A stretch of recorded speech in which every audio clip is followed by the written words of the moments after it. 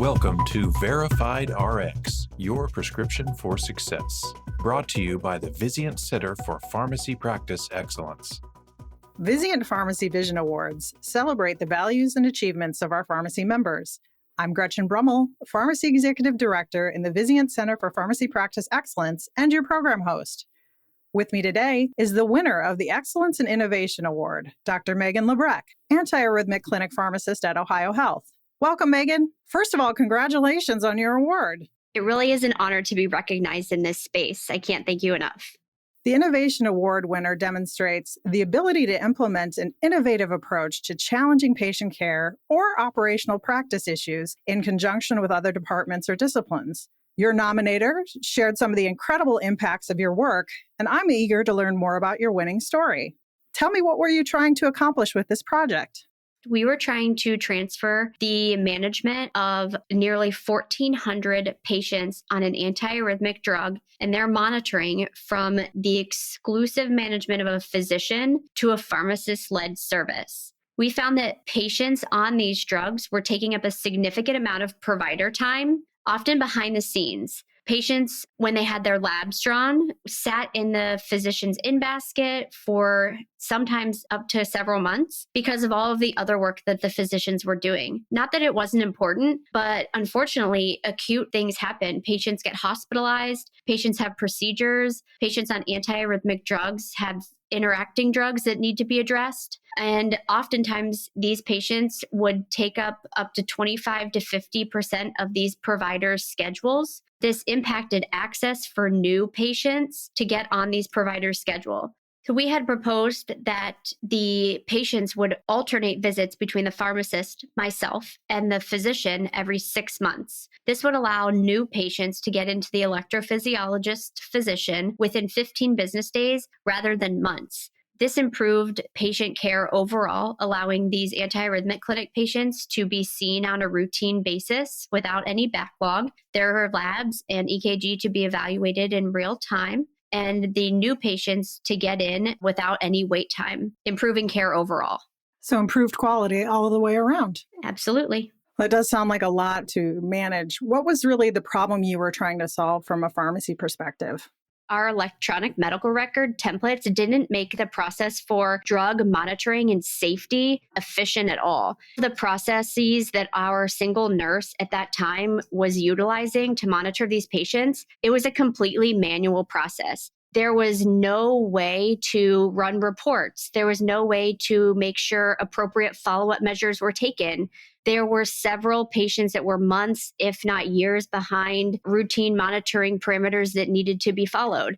Patients were falling through the cracks. Physicians had to manually notify that one nurse that a patient needed to be on her follow-up list. If that simple step was missed, patients weren't followed. There was no way to run exact reports of these patients that needed to be on this quote-unquote follow-up list. Really, it was a safety parameter. These medications are high-risk medications. If drug interactions aren't found, if significant lab values that are out of a normal limit aren't found, they can lead to torsades, which can be a life-threatening arrhythmia. And we really wanted to make sure that these things were addressed. Looking at a pharmacist's role in an anticoagulation clinic, that's an example of where a pharmacist serves value for a lot of times a cardiac reason, for example, atrial fibrillation management for anticoagulation. And so those patients are monitored by a pharmacist, and that improves patient outcomes. So we wanted to kind of mimic that in this setting.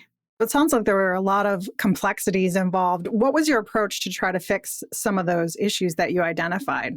We took a lot of time developing reports in our EMR that could identify patients on these drugs, the class 3 antiarrhythmic drugs. And unfortunately, we had to weed out one by one which patients were quote unquote active so that they could make up our roster. And then we needed to determine what patients were up to date on their monitoring parameters in terms of lab monitoring and imaging that were necessary. We had gone through the appropriate stakeholders, our physician champion, the rest of the electrophysiology team and their nurse practitioners, as well as the pharmacy stakeholders, and really make sure that this plan in terms of pharmacist-led monitoring was going to make sure that we reduced patient error, improved follow-up, and increased safety overall. So where did the idea come from to implement this program? Had you heard of another program like this in the past? There is a similar program to this just down the road from us at The Ohio State University. It's a pharmacist-led clinic.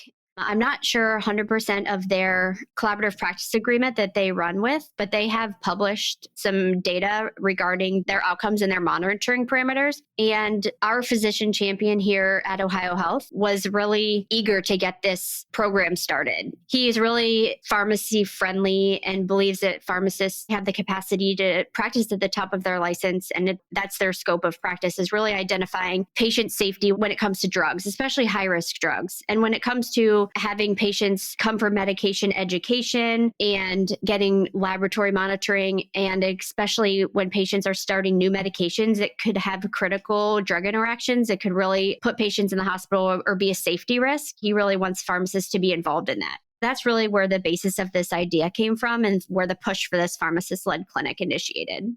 So you mentioned your collaborative practice agreement. Tell me a little bit about what's included in that. Our collaborative practice agreement is between the pharmacist and the referring providers within our practice, and it allows the pharmacist or myself to independently manage these patients, ordering and evaluating necessary labs, providing refills, and adjusting the medications, as well as electrolyte monitoring therapy. These policies and training plans were written based off of national guidelines in collaborations with our electrophysiology providers. We also built out our navigator in our electronic medical record to better track and trend these patients as well as these laboratory monitoring policies. What kind of training do you need to be able to offer these services? I don't think that's really something that's outlined anywhere. That's something that we came up with as a group between myself and the electrophysiology providers that I work with. We came up with a training plan that included myself shadowing and rounding with the inpatient nurse practitioners, as well as working one-on-one with one of the electrophysiologists in the group to ensure that reading EKGs and calculating and evaluating the QT interval on the EKG was something that I was comfortable with and that he was comfortable with, since that was one of the mainstays of evaluating these drugs in the outpatient setting. We had come up with a checklist and a sign-off form that he had designed. And then once that was completed at the end of a training period, he signed off on it and my manager signed off on it. And that went into a personnel file.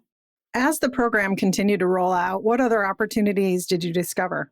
This is something that I'm really excited to talk about. It's an ongoing program, but we have done the outpatient sotalol loading in our practice, utilizing a handheld smartphone heart monitor. Now, tell me a little bit more about it. Typically, sotalol is a medication in which historically has been initiated in the inpatient setting over a 3-day period. The FDA mandates ongoing QT assessment with an EKG. It doesn't necessarily say that it has to be in an inpatient setting. This methodology is endorsed by our national AFib guidelines, the ACC, AHA, and HRS guidelines. And we have identified certain criteria that patients need to meet. One of the residents who is listed on this award, Chelsea Roberts, was at the time my PGY2 HSPA resident, and she had undergone this project with me and wanted to look at it from a cost analysis. And so we looked at patients wanting to undergo this outpatient process. This device is a handheld smartphone heart monitor. It uses an app. It's smaller than your iPhone, and you can put it on your top of your knee with your 2 thumbs and record a 6-lead EKG. It has been FDA cleared to be as good as a 12-lead EKG to get an accurate QT interval reading. This was published recently and has been kind of the backbone for some of this outpatient loading. With the backing of our physician champion, Dr. Amin, we had started getting more and more referrals through our class 3 clinic, our outpatient antiarrhythmic clinic, to provide this service to patients, and especially during COVID, when patients didn't want to go into the hospital for fears of getting COVID, and especially during our big surge when inpatient elective admissions were on hold. The only other option for outpatient-initiated medications was amiodarone, which, as a lot of pharmacists know, is a medication that comes with a lot of potential side effects and toxicities. And we utilize that a lot of times as a short-term medication in patients that are relatively young. So this avenue provides a different opportunity for patients in the outpatient setting. It's exciting to hear about leveraging that technology to help patients. What has been the impact of shifting this activity to an outpatient setting? We continue to utilize this technology in the outpatient setting to date. Despite this initial pilot program being completed, we have loaded, quote unquote, patients to date, about 70 of them. I have written up, along with Chelsea, my PGY2 HSPA resident, our data from this pilot program and presented it to HRS, the Heart Rhythm Society in Boston, this past August as a poster. And we continue to write up our findings and hopefully publish this finding soon. And we're hoping to continue to provide this service to patients as an alternative to inpatient admission. This provides really big cost savings on average to patients. So, what has been the impact of shifting this activity to outpatient? Overall, the impact has been positive. Patients continue to be referred to our clinic in terms of outpatient sotalol loading. We have loaded, quote unquote, patients to date in total of about 70. The impact financially has been huge. The average cost savings per patient is upwards of $6,700 between outpatient and inpatient. This pilot program that we had reviewed back in August of 2020 has now turned into the standard service offering for our clinic. Patients that are meeting a said criteria for our electrophysiologists, just go ahead and refer them for the outpatient sotalol loading program. And we load probably about 2 to 3 patients per week on average, which continues to provide cost savings to our institution. That's very impactful. Overall, how has the program influenced patient satisfaction? Part of Chelsea, my former PGY2 HSPA residents project, was to provide patient satisfaction surveys at the end of their loading period. And all of the surveys that she received back were positive. All of them chose to undergo an outpatient sotalol loading process and would recommend it to peers if they had to recommend it to somebody versus an inpatient stay. It's really hard to recommend going into the hospital for 3 days if you're not sick.